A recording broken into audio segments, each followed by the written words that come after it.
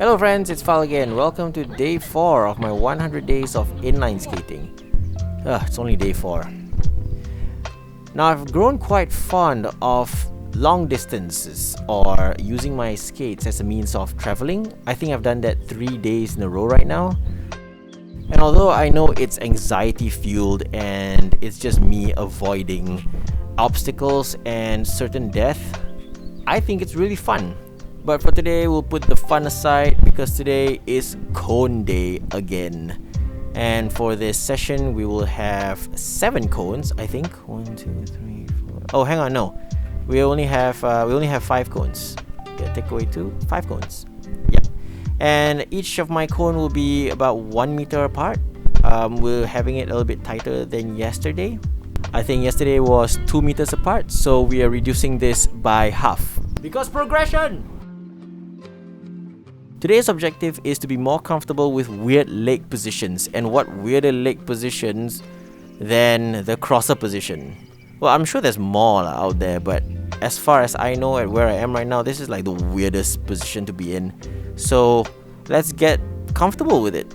Actually, I'm not just doing crossers, I'm doing alternate crossers, where I will be alternating whichever leg is in front with every cone. So right leg in front, and then left leg in front, and then right leg in front, then left leg in front. And we have Rachel with us today as well, joining us for our session. She is doing her own thing. She's working on her turns. Actually, I was watching a YouTube video today by Tiago, and he was explaining how to increase your speed and turning dexterity with a simple exercise with 3 cones. So that's what she's doing. Now, when I first started off the session today, right, every time I hit a cone and it topples over because I failed one run, I will stop, I will pick up the cone, and then I will start again. And I realized that's very inefficient. It should not matter that I tripped over a cone or I pushed it aside. I think I should just commit through that one run and then refine it during the next run. And it took me a really long time to figure out this alternate crosser thing. I think it took about 1 hour to figure it out. And one would argue like, why don't you just do like one side and then try the other side?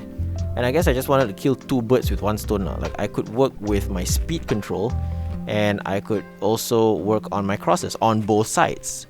And after doing this for about 30 or 40 times, I started to realize that every time I swap my feet for the next crosser, I tend to hover my feet to reset it. So I'll lift it off the ground and place it on a different point. So I don't think that's the right way to do it. It felt weird. So as soon as I noticed it, I made the conscious effort to plant my feet for the subsequent runs. As soon as I got that down, it felt much better. There's a gliding element to the motion, and it felt more natural. So I felt so much better after that. As you can tell, it's getting dark here. We literally have been here for hours practicing, and Rachel has been working hard as well. So after a while, I realized that I've gotten used to the motion of the alternating crosses. So for the subsequent runs, what I did was I made it a bit more interesting by moving the cones further apart so that I have that extra ground to cover before I execute the next crosser.